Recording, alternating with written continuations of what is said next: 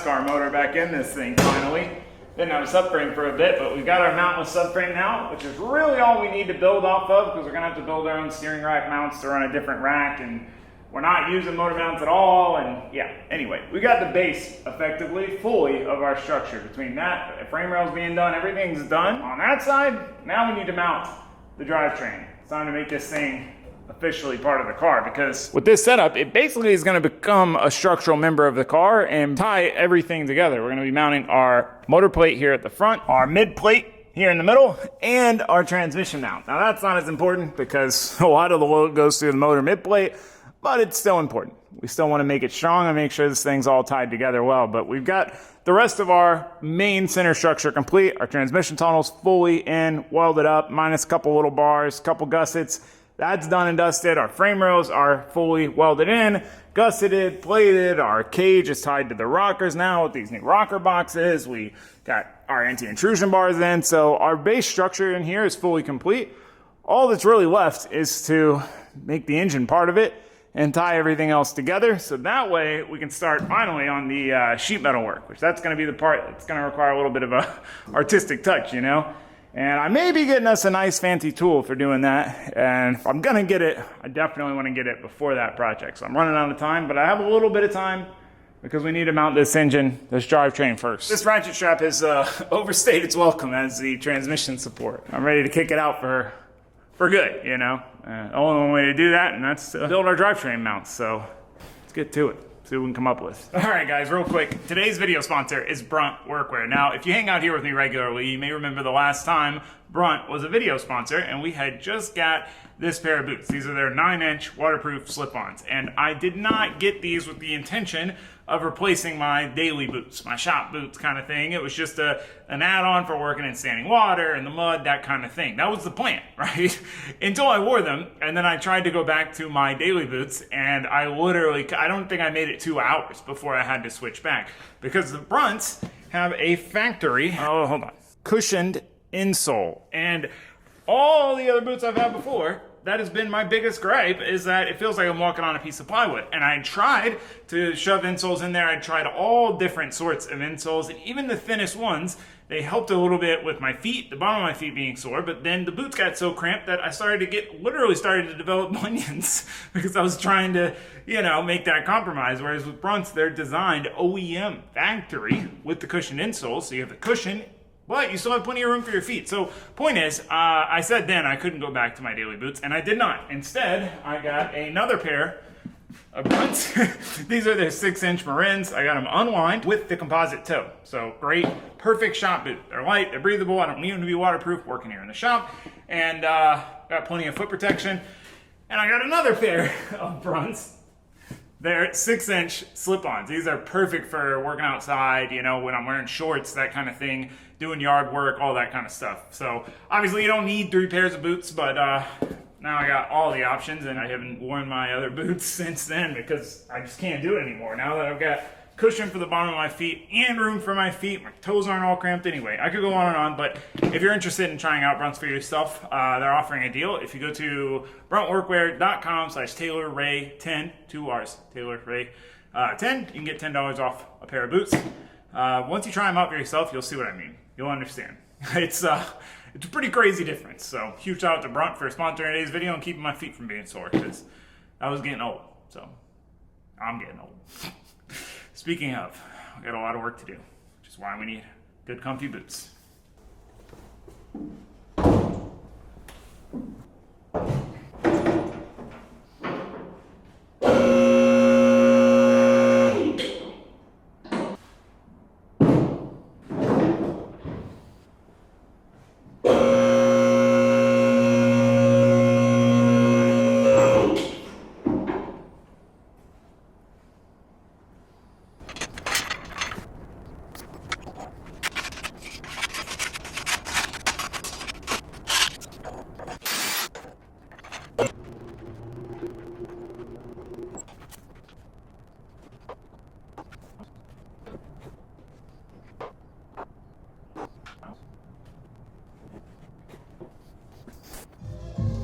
Well, shoot, I gotta pause the music. You guys always interrupting my music.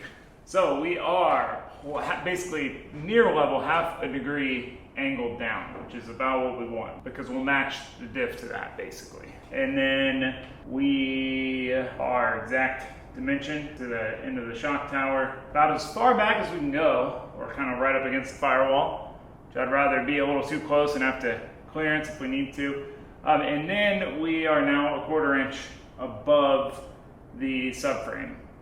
So that way we have a little bit of wiggle room so this thing's not bound up against the subframe the whole time. So that should be good. Now, naturally, I would want to start in the front here. I've got a plan for that. Got some stuff on the way. But I want to mount the mid plate first because it is going to be, knock on wood, the most challenging mount to make. It's tricky. We've got, luckily, a short run to where we need to go to the frame rail, but trying to do that in a nice way, not intrude into the cabin, and so we can still do our sheet metal. There's a lot of things to work around. So once we get that set, then everything else is kind of, I don't think it's hard. I mean, this is going to be a lot of work to redo this, and build the mounts and stuff. But so anyway, I got a plan. Let's start making bacon, fabricating. That's all I was gonna say. Turning my music back on, so you guys are gonna have to go back to hear me narrate. So I put my headphones on when I need ear protection, then you can hear the sweet, sweet sounds of building race cars. I'll probably take all this out anyway. Sorry, you're stuck with me narrating for a bit. Oh man, so this mid-plate mount has been the thing I've probably had to mull over the most. Had to do a little durability check since the start of this project, because where it is, it's kind of in no man's land. It's just out there in the middle of the open. I mean, the frame rail's there, but it's a small sliver of it, and it's not going to be easy. And normally, with enough thinking, I can kind of think my way through a project to the point of having a general idea. And I had an idea with this tube. I'm trying to, make myself do more tube work instead of puzzle piecing metal together, because, it's something I wasn't able to do for a long time until I had a tubing bender. And, sometimes you gotta remind yourself to use new tools. But it's some tight quarters to try to make this size tube at this bend radius work. But we'll see what we can come up with.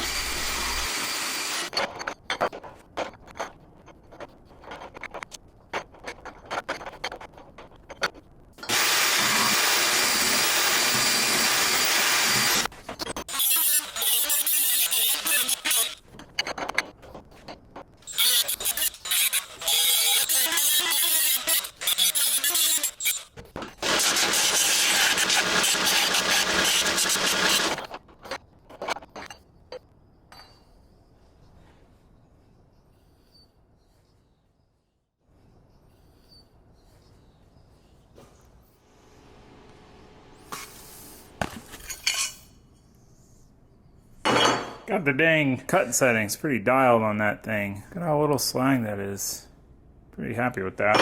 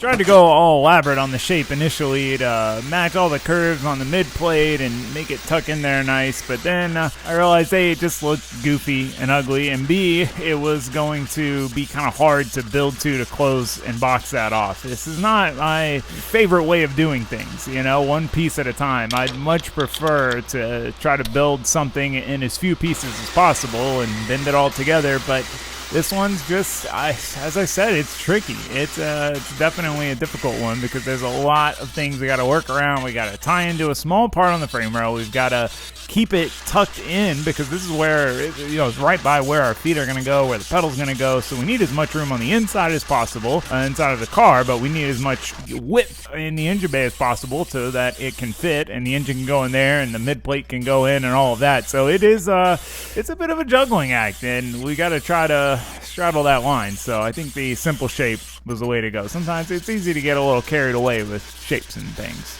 It happens.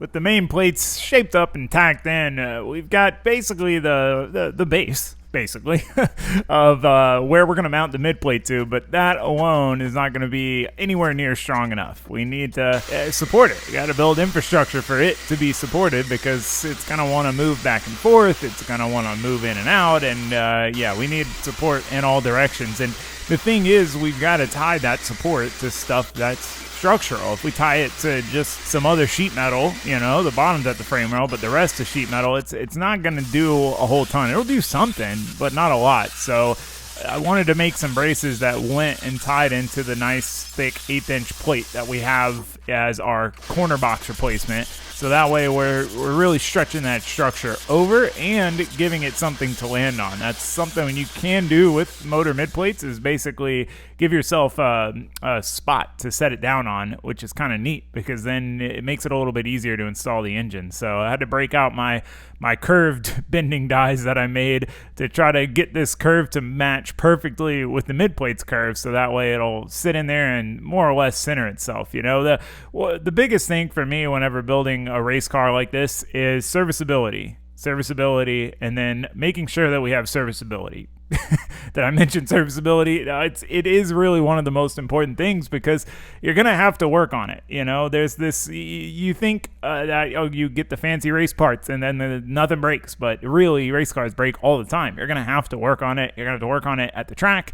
Inconvenient timing, limited time frames, so it needs to be easy to work on. The easier it is to work on, the more it's just easier it is, right? The quicker it is, but also the more likely you are to do odds and ends. Like, let me pull the engine out because I got this leak. But if it's a nightmare to pull the engine out, then maybe not. So trying to build these mounts in a way where obviously they're structural, they're tight, they tie everything together. The engine kind of becomes, while it's being supported, it's also more or less a median structure, to tie everything else together. But also to where this is super easy to take in and out.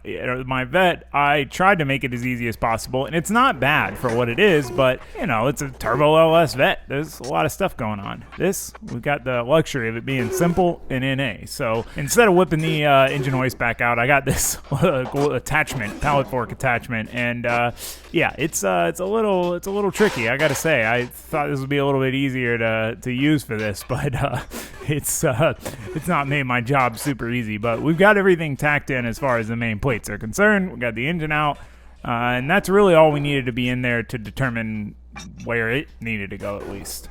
I mean, that worked all right. A little bit of a learning curve. I might change this hook out for a smaller hook. A little bit of chain, I think it would make this easier. But we got it out without any casualties, I think. Get the engine out of the way, we can build the rest of our box here and get these welded out. It's getting somewhere. This is the trickiest part, man. I've been dreading this mid-plate mount build for pretty much the whole time because of where it needs to be to get the engine far enough back where we want it and all of that. It's like it doesn't really line up. I mean, as you can see with anything. If we were mounting it 2 inches further forward, we could just basically frame this in and build off this, no problem. We're just in no man's land. So Yeah, I'm probably maybe actually I'll do like a diagonal here, boom, diagonal here. I don't know. I'm gonna get back to it. Keep building this out.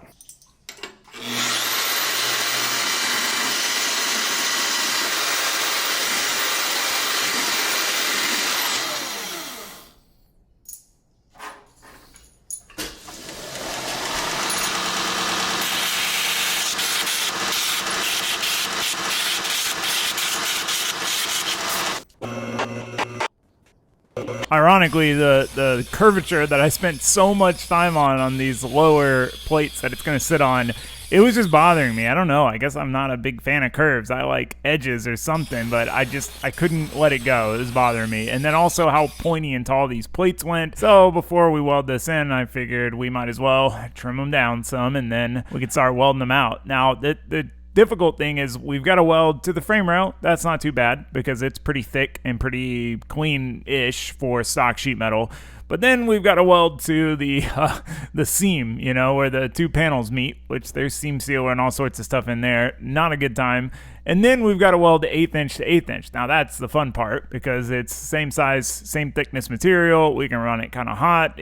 We're not worried about blowing through the one to get enough heat and penetration into the other. So that part's the fun part where we can try to do a decent weld. Now try is the key word there. I don't MIG weld that often, and I'm trying to, you know, get a little more, do it a little more often. You know, we need to get some more seat time with it. I've been giving TIG welding too much attention.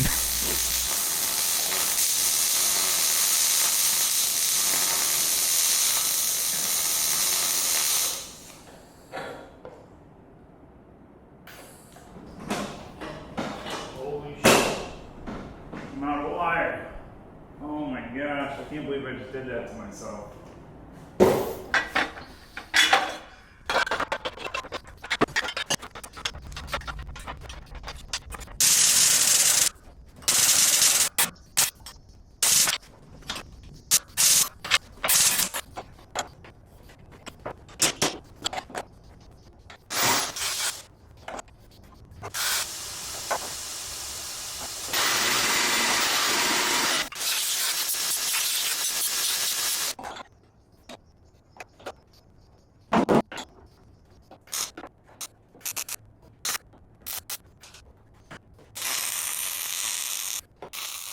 It's a pretty good indication of how not often I'm used to MIG welding because I couldn't even tell you the last time I bought a spool of wire for the MIG welder. It never run out. It lasts me forever because I hardly do it. But we've been MIG welding on fire lately. We've been doing a lot of MIG welding. So basically, we're back in business. We got our wire. Luckily, we had it in stock at O'Reilly's. I was pretty stoked on that. So now we need to weld in all these braces. All of this stuff doesn't really conflict with the mid-plate mount, so we don't need to keep putting the engine back in and out. And same with these back covers. Now, I'm not planning on using this to seal off the passenger compartment. I wanted these to be a little more complete and self-sustained, let's say, but also I wanted to be able to tie the top of that plate down into the rest of all of our bracing. The problem is there's not really a great way to do that otherwise. So these plates are tying into the sheet metal, which, let's be honest, is not going to do a whole lot. So we need to try to grind that back enough to then weld another plate in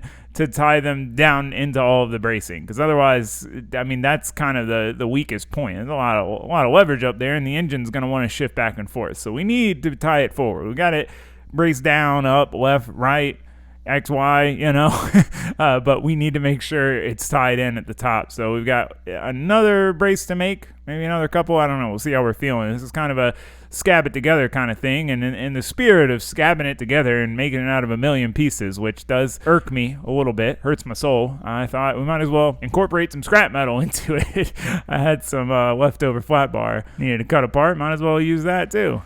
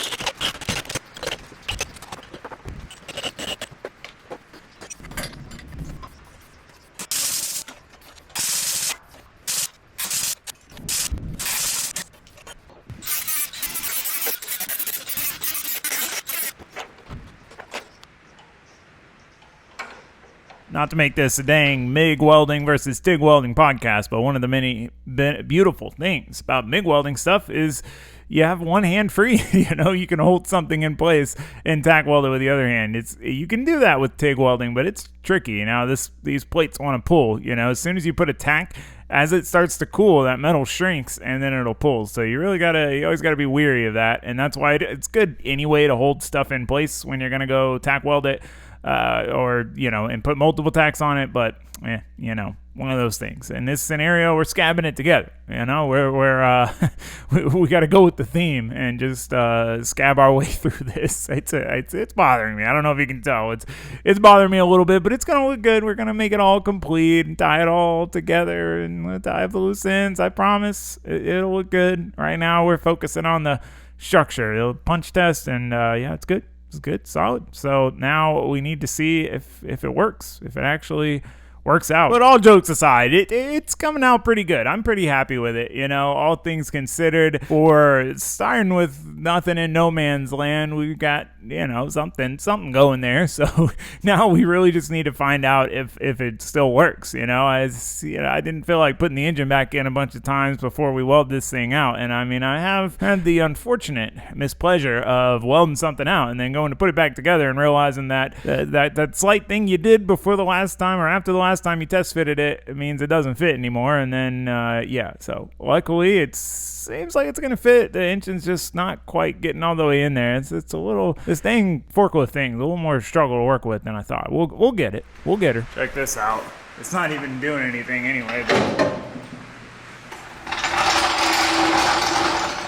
it's fully supported by the mid plate. If we didn't have this in here, then we would need the jack or a ratchet strap back here. So we got just enough clearance up here to the selector shaft. And then, you can see we're kind of centered in there. I don't know if you can see. Maybe. It's solid, it's rigid. I think I still want to throw a front plate across just to clean it up and final tie it in over to this. But it's solid. Sweet. That's pretty satisfying. And come on, get up in here. Get yourself up in here. Come on, you can do it. Oh, maybe not. Maybe. I kind of. I'm gonna stare at this for a couple minutes just to make sure everything looks like it's gonna work, and then we can move on to the front. Let me wrap this up. Wrap it up. I'm gonna go brave the rain and get that chain. Ha, that rhymes.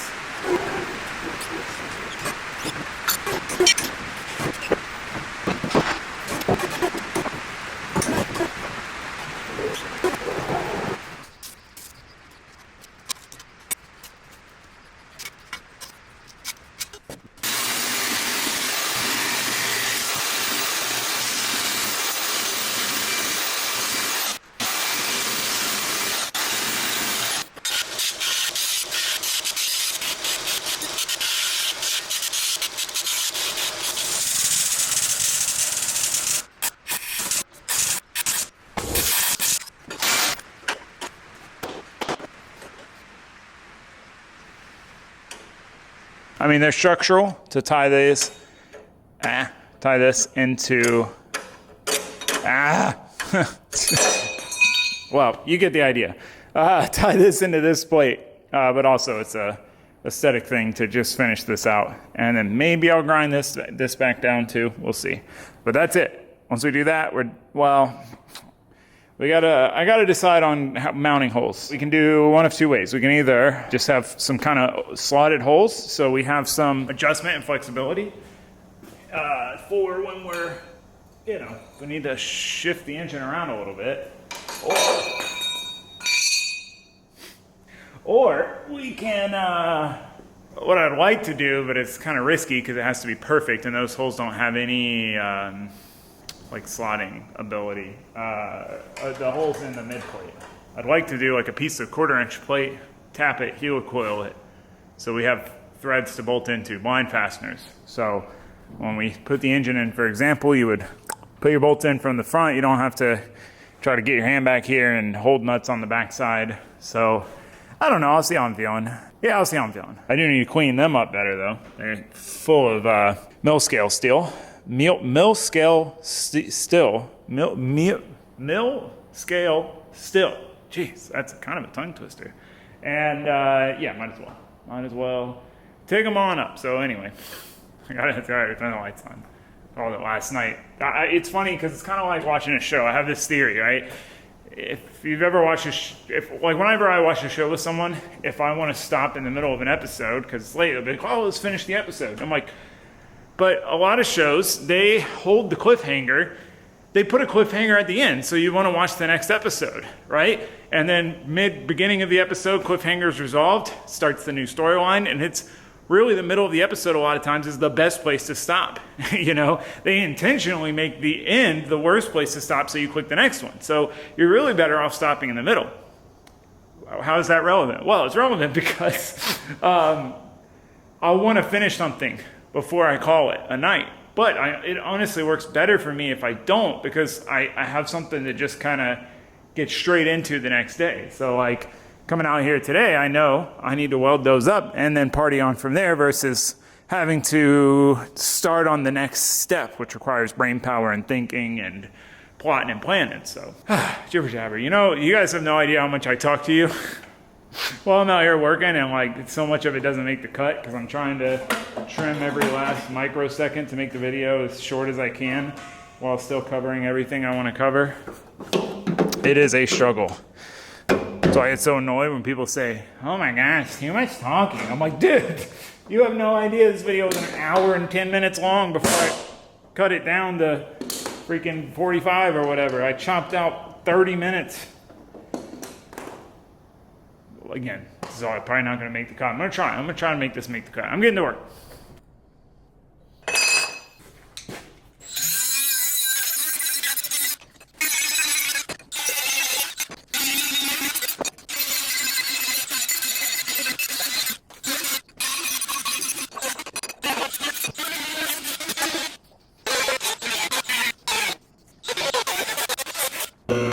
This dang mill scale has been the struggle of my existence lately, man. I've spent so much time grinding mill scale. I don't know what it is about the material I've been getting lately, but usually I used to be able to grind it off with the belt grinder and a Scotch-Brite, most of it. But lately, now I got to use the hand grinder, really get in there, use multiple discs. But since we're TIG welding these, just because, you know, they're as much an aesthetic finishing touch as they are a mechanical structural thing, we had to get it clean, and I made that mistake on some of the other pieces that I was going to want to TIG weld. MIG welding, you can kind of, I mean, you want to clean the mill scale, you should have shiny metal, but you can get away with it not being that shiny or clean, but not with TIG welding. It is super noticeable. It just pulls all that mill scale into the puddle and makes it not fun, and then what's the point of MIG welding it to make it look nice, you know? All right, mid-plate mounts. Well, shoot. Well, they're officially done structurally, but I do still need to do some sort of hole situation. I'm going to wait on the holes, actually, until we do the front mounts. So that way we can get everything squared up, see where we want to put the holes. I am actually going to wire wheel this backside real quick and weld this. TIG weld this. Just turn the welder off, too. But yeah, I definitely want to do that just because it fits up so nice on the inside. It'll be nice to TIG weld. Anyway, yeah, no, I'm glad. I'm pretty happy with that. That last plate really tied everything together nicely to make it look, I'll get you in here a little better. I think it'll look a lot more complete, you know. TIG welds weren't phenomenal, this one. Point is, it's done and dusted, except for that extra weld I'm gonna do. So I'm gonna do that real quick, and then we're done. I'm happy because, man, this was, it was a tough one, man, because normally I can kind of like mentally visualize most of what I need to do. I mean, it might change some in reality once you actually start doing it. But this one, you know, I kind of had the first couple pieces in my head. I had the idea of these braces down here, but then, you know, how I wanted to do this. I wanted to do it out of one piece, but then it's recessed and then blah, blah, blah, blah, blah. Just tricky. So I'm happy that they turned out pretty solid after all said and done, both structurally and aesthetically. So yeah, anyway, let me tiggy tag weld up the backside here, and then we'll I guess we'll get started on the front, which is going to require us chopping up my substructure, but it'll be worth it. I got a plan. that one I have a plan. Let's get back to work. On top of these two pieces just fitting together so nice that I felt like it would be a disservice not to TIG weld them, it's also the fact that MIG welding, when you weld on the top of something, like these pieces meet together and are flat, it adds a really thick worm, you know, a really large bead profile, whereas one of my favorite things about TIG welding, and one of the times where I use it when I could absolutely MIG weld something, is when I want to keep the bead profile small. I'm sure there's ways to do that with MIG welding if you're a professional, but I'm a home gamer when it comes to fabrication, you know. I'm just doing stuff for myself, so I don't know. But I did make the mistake of TIG welding these into the sheet metal, and with my nice TIG cup with a little titanium ring, and I pretty much completely destroyed it because all that spatter, it's like cheap dud fireworks just blowing up every time you're trying to weld it, and it got all over my nice cup. I should have not made that mistake. Should have put the crappy cup on the crappy welding. I mean, who would have thought? But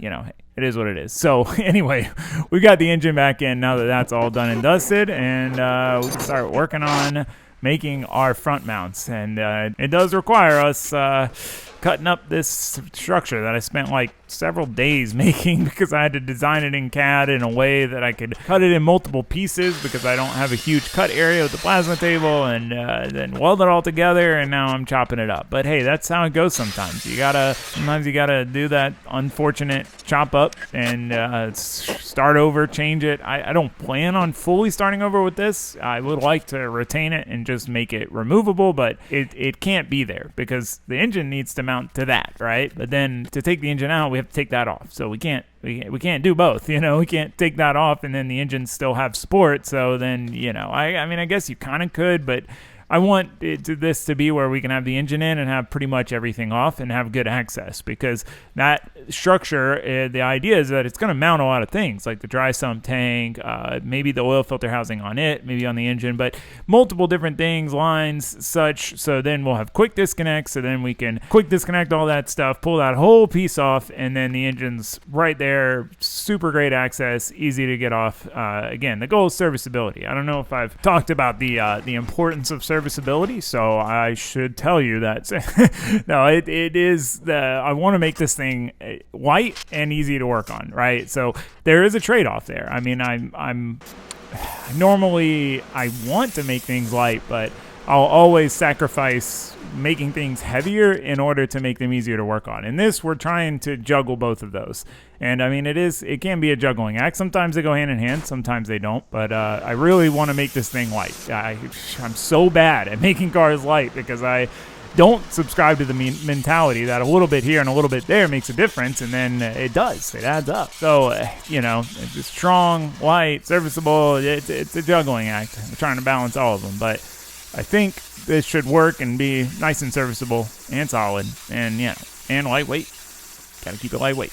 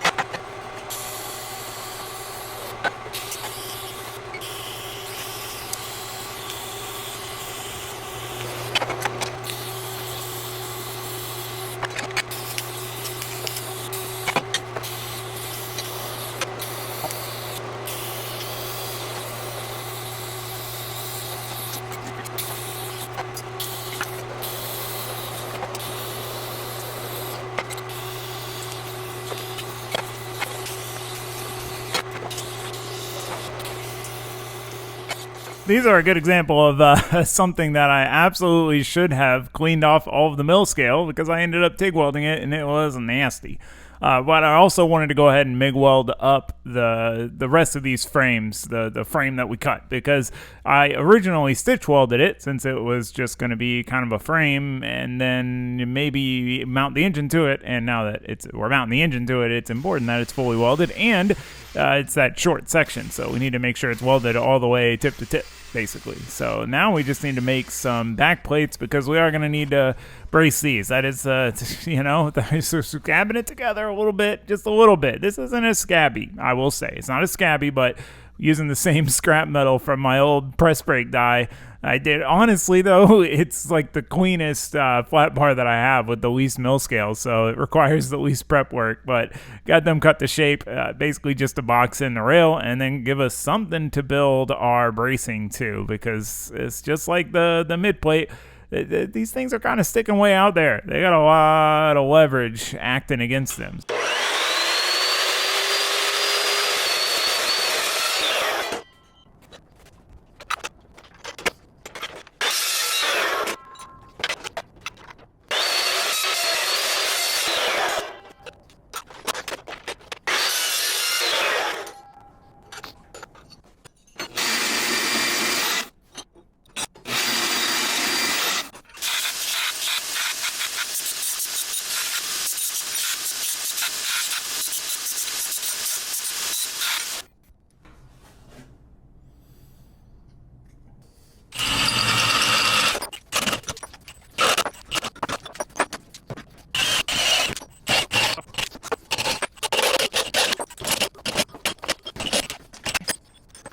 Some of you are probably wondering why I'm drilling holes in these, and most of you probably know where this is at. We got a dimple dime, all right? We're talking about lightweight. It reminded me that we gotta make them lightweight, and dimple dies, it makes it stiffer, it's lighter. And I have been a little dimple die crazy lately, ever since I finally got some solid dimple dies, and I just had to chill out. I mean, I've been good. I've been resisting the urge to dimple die these other pieces. I did do one of them, but for the most part, we haven't dimple dyed anything, so we've got dimple dye credits built up. I feel like we've earned the right to dimple dye these because we haven't dimple dyed other things. I don't know, something like that. But I did realize as I'm about to weld these on that I should probably clean the mill scale off that I keep talking about, because I want to make these welds look somewhat decent. I mean, you're gonna really be able to see them more so than the other ones. So if any weld's gonna look decent, at least we had a chance to try to save these. And it is a night and day difference, man. You weld junky, dirty, mill scale-y material, and then you go to clean, shiny bright metal again. That's kind of the saying with TIG welding, shiny bright metal, and man, it feels good. You feel like a hero. You're like, oh wow, I just forgot TIG welding wasn't that hard, and you could get a decent weld. You just gotta clean the material. Who would have thought? I didn't. Who knew? I didn't know. I knew.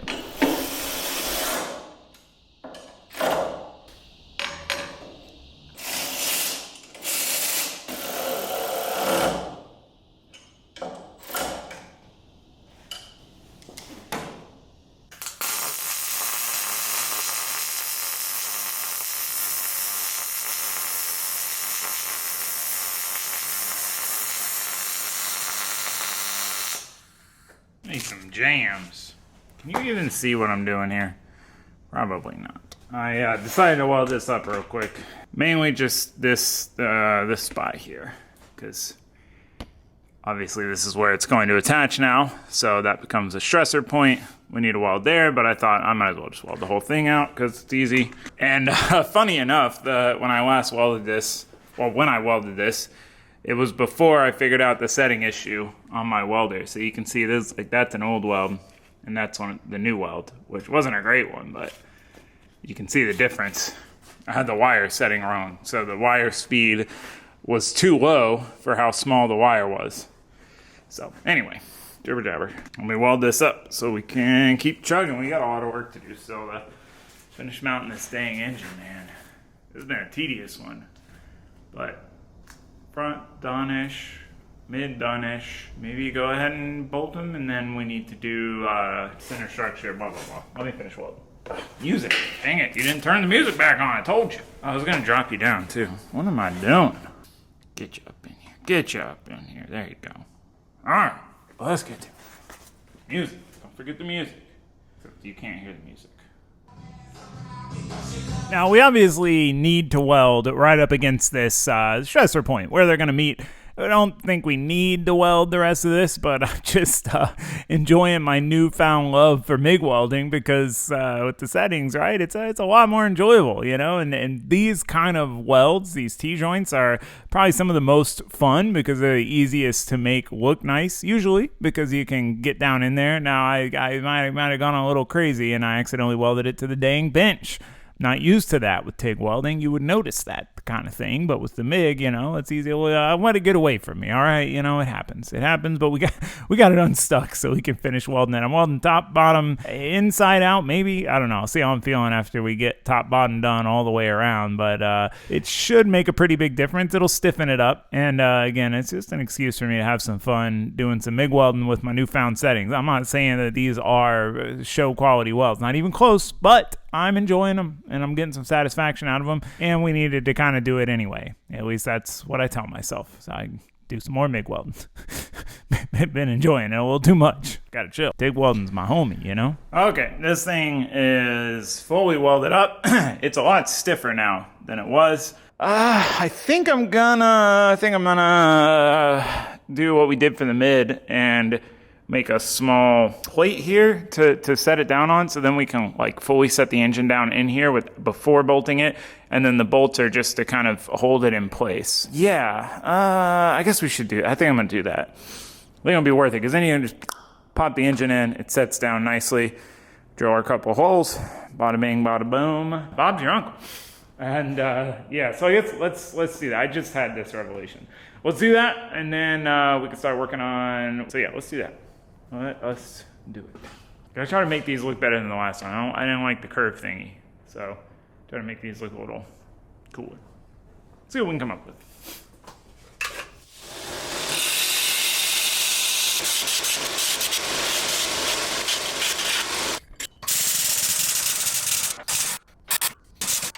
This is the exact situation I built my tall press brake die for, when you got to put two bends really close together that are opposing, because otherwise you can't really set it down because then it sits flat. And one day I'll upgrade my press brake. I use that thing a lot. Same with the bandsaw. It's I'm kind of on a shop upgrade kick. I really want to get some official tools for the tools that I know that I use a lot, but you know, we'll see. We got projects to focus on. I get distracted.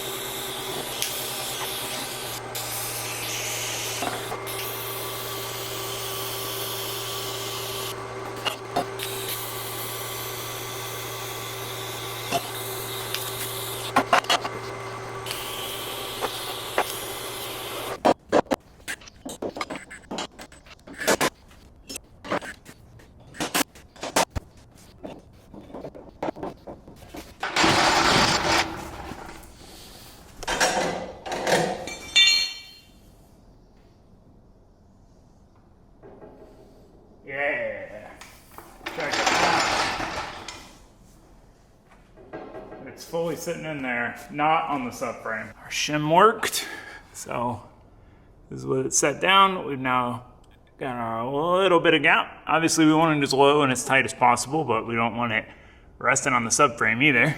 One of the many neat things about motor mid-plating this is, for example, if we need to pull the oil pan off, it'd be hard to do with the subframe, right? But we could just drop the subframe right now and the engine would still be sitting in there. Anywho, let's lift this thing up. See what it looks like. It's very exciting.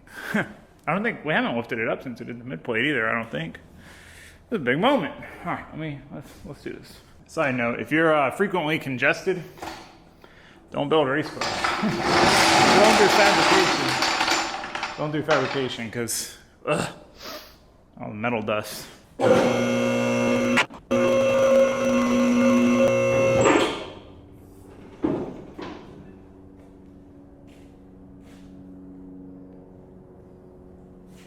Check it out. I made sure it was safe for you, don't worry. Yeah, we got a gap to the subframe. And if you come back here, you can see our mid-plate mount all tied in nice and tight. You can see the front ones from down on here. See, I got my clamp on that one.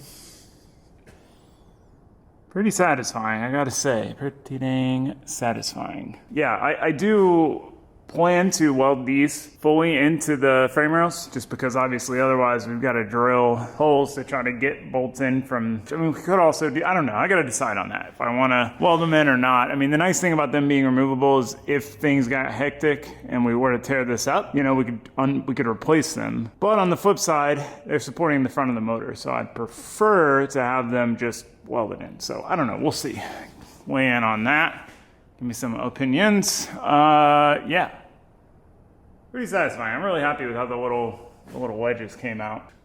Thinking out loud here. Yeah, let me get back to work. Let's figure out this bolting situation here. One thing you got to watch out for is when you weld something, especially MIG welding. It's really been talking about MIG welding versus TIG welding, but the larger bead basically is preventing us from getting the mid plate all the way back up against the plate. So I don't know exactly how far off it is or how close it is, either which way. We need to pull the engine out to see. I've got to remeasure basically the mid plate and measure that from the mid plate to the plate. Now I need to measure the mid plate, just the plate, and then see how much distance we have to the plate from the mid plate and decide if this is going to work or if we would need to add something on the face. But it looks like we're good.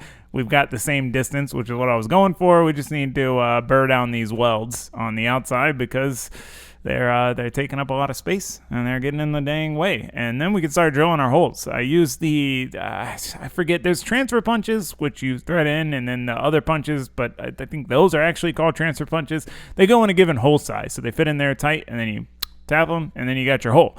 Or your dimple to drill. The problem is you can get a little crooked, so you still got to be careful. It's not a foolproof option. You got to make sure it's lined up straight in there, otherwise you'll still end up with an off-centered hole. But should hopefully have these holes mostly in the right spot, and now it's just a matter of putting the engine back in, bolting it in, hopefully, assuming our holes are in the right spot, and then it's official. It's actually official. It's not just sitting there on the ledges. The ledges are doing, I mean, they're putting in work, right? I'm not going to discredit the ledges, but also, obviously, it's got to be bolted for it to count. And, of course, one hole was slightly off. I've gotten so much better at getting all my holes in the right spot, and I used to be terrible at it, but one of them, can't win them all, I mean, it happens. It happens. We have a mounted, fully secured engine. For right now, I just did 1 and 1 because of the way these are offset. So for now, just 1 and 1. That ain't going nowhere. It ain't going anywhere. Yeah, but oh shoot. We got these bolts in. All of the holes were perfect. For whatever reason, that top right one was, I don't know, 1/8 inch off. Wow, look at our shaft clearance. Look at that. Super tight. Just having the motor mid-plate situation finished. That's a big one, let me tell you. It's solid. Motor is in there. Let's double check our clearances. Can you see? I can't see. We still got clearance? Looks like it. Yep, still got clearance. Boom! I almost want to take the subframe out just to but the one bolt you gotta ratchet all the way out. It's kind of annoying. But regardless, it's in there. Like swimwear.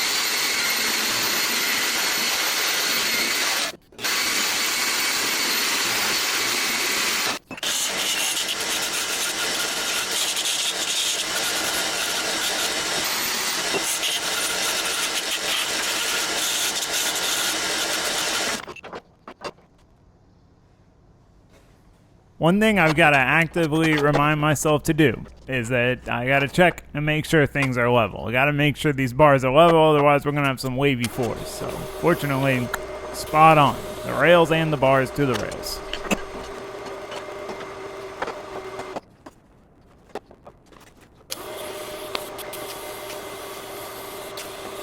So I had these exact bars in mind when I built this center structure, so that way we'd have basically a tie-in point from the frame rails to the transmission tunnel structure, because the frame rails we're building low and then the tunnel structure we're building a little bit higher so that it all matched up. And you know, it's always tricky to kind of plan that stuff that far in advance. I can't say I usually am looking that far ahead, but in this build, you know, I have to. You got to think about the project as a whole and the individual projects and how those are going to play out with each other. And this is definitely one of those examples. But getting these welded in, it's like every single bar we add in here, the more difficult it becomes to weld the new bars in, you know. So getting to these without the frame rails in here, piece of cake, all the access in the world, but a little tight with my big head trying to squeeze up in there. Can't forget to turn your Bluetooth pedal off. This thing has been a game changer. So yeah, this should dramatically stiffen things up. I'll probably grind this edge back a little bit, but these are still a little toasty. Yeah, it's too hot for me to give it the old, that ain't going nowhere. But, well, I can't say it without shaking it. You know, you gotta shake it to find out. But pretty happy with that. That was the whole point of running this long when I drew this up in Fusion and cut it, so that way it would meet up with where the frame rails should be, which they did end up a little bit lower than I had planned because we ended up doing the bottom plate deal because the bottom of the frame rails was so beat up. So they were a touch lower. If they were where they would have been, they would have been right. But regardless, it worked out because then we were able to kind of further tie in that weld, and now we've got the transmission tunnel tied to the frame rails. Everything's nice and level and flat for when we do the floor. I may tie over here, but we kind of can't because we'd be under the pinch weld. We'll see about that, but that will help a lot, stiffening everything up. The tunnel's already really stiff, but just improve the stiffability. But yeah, so those came out pretty decent. Now, I need some input on this decision for the transmission mount. I've talked about it many times. It's a formality. But basically, here's the thing. Let me run you through this. So my plan to build the headers, I want to do 8 to 4 to 1s so we can get that zingy, high RPM NASCAR sound out of it. So basically, we'll have 4 runners on each side. Those will go down to 2. So each one will 2 to 2. So we'll have 2 from this side, 2 from this side. Now to make them equal length, we'll have to kind of run these as short as we can to like here, let's say, and then these will have to kind of come and do a little detour, so then we get equal length to a collector somewhere around here. I mean, ideally further back would be better, but ideally to where we can still pull the transmission out with it on there. And then single 4-inch, and then that all the way out. Now, we can just kind of comfortably fit a single 4-inch, but transmission mount comes into play here. Because we can build from here, go all the way over, and then go up to it, but then we're really closing off this space for ourselves. So we could do from the frame rail all the way across. I'd like to maybe make it pin in. I don't know, that might be a little silly, we'll see. But then do like a swan neck. So basically, since we're bringing the exhaust only from this side, do a mount that kind of goes up, bounce on. So then it's pretty much completely out of the way, aside from the fact that the exhaust would have to try to go over it, which would be a little tricky. Option 2 is we go from the lower part of the tunnel here, come up behind it a little bit, and then have a forward plate, and then back down, right? Or option 3 would be to come from the top of the tunnel, swing down. That's least intrusive, right? For the exhaust, and then boom. Or, I mean, shoot, we could do from the top down and then over to the side. That's a little crazy. I don't know about all that. But, yeah, I don't know. Let me know. Give me some input, please, in the comments. I've been chewing on this one for a bit, and I'm just struggling to decide what route I want to go. I don't love the idea of mounting the transmission to the tunnel, but I've done pull-ups on this thing, and that was before the crossbars. Like, this thing's stout. At least enough for the minimal. I mean, I can't even move this because most of it's through the mid plate. So I think it'll be all right. I don't know. It's a tough one. So let me know on that. And then thing two, the other thing I need you to chew on with me, help me mull over, is this front end. So obviously I spent a lot of time making this. I don't want to get rid of it. We've still got to box in the front section here for where the bash bar is going to bolt on. And there will be a tube structure in front of this. This is a substructure things will mount to, ideally undamaged in a small crash. And then the tube front bash bar in front of this, which will be like our sacrificial crash structure. The reason this is as long as it is so that way we can put the dry sump tank up front here. And that way, we're super close lines, minimal lines to, well, the oil filter housing and the dry sump pump. But we could relocate the dry sump inside. We're just going to eliminate pretty much any ability to have a passenger because there's already not a lot of foot room. Or option 76 is we basically plate this. We'll probably still want to cut it back straight maybe. And then do a tube substructure and then a tube structure. Problem with that is the tubes are not the easiest thing to mount to. This is much easier to mount to. You know, we think you got a flange, you just mount it. Same with the other tube structure, can bolt on. I don't know. Any input would be greatly appreciated, but I need to quit jibber jabbering because we gotta wrap this up because we are out of time. I want to keep going, man. I'm in it to win it. You know, like. I'm ready to get the transmission mount done. But this was a long, tedious project. This took me a lot of time, man, to build both these mounts. Were a lot of mental work, not so much physical work, just a lot of trying to complete the puzzle in my head kind of deal. So, I think I'm going to wrap it up here. Moral of the story. I've also got some equipment side requests to handle. It's already done. I've actually had it. But I need to do that. I need to film that, wrap it up. So don't judge me when that happens, all right? Relax. Still working on the car. I need to do shop upgrades. I need to get more tools to make our lives easier. I want to do that like ASAP. But the thing is, to get more tools, I got to make more room. To make more room, I need more room. So I need to build storage. I need to get the new containers and stuff. To get the new containers, I got to, clean up all this overgrowth, grade, gravel, foundation. Like I got to do some prep work on the property side. So it's like there's an order of operations. We kind of, at some point, we're going to have to detour to property projects, get that handled, build us some more outside storage, clear out a lot of space in here to then reorganize all this with shop projects, new tools, more storage, blah, blah, blah. And then we're in a much better position to continue building the race cars. But at the same time, I'm in the thick of it. I don't want to take time out to go do that stuff. So I don't know. I'm jibber jabbering. Yeah. Let me know on the transmission mount and I might kind of like that zigzag. It's kind of good, especially when we pin it in. I don't know. Let me know on that and the front end thing. Like I said, as of right now, my plan is to plate it, and then I got these stainless pins, so that way it'll like pin in, so you can kind of like get it in place and then bolt it. Or I've got these quick release pins as well, which is what I plan on using on the transmission mount potentially. That would be optimal, but we'll see. That's what I'm leaning towards, but I'm open to suggestions on changing the plan on our front substructure. So I think I might have said at some point that I was going to quit jibber jabbering, so let me do that. Thanks for watching. Thanks for subscribing. Thanks for hanging out with me in the shop. I enjoyed it. I hope you did. I'll see you next time. Thanks for watching. Thanks for subscribing. All right, put these markers up. Goodbye. Thanks. I got to say it one more time. It's got to end after the thanks for watching. Thanks for subscribing. Goodbye, guys. See you later. Alligators. Y'all want to see some gators?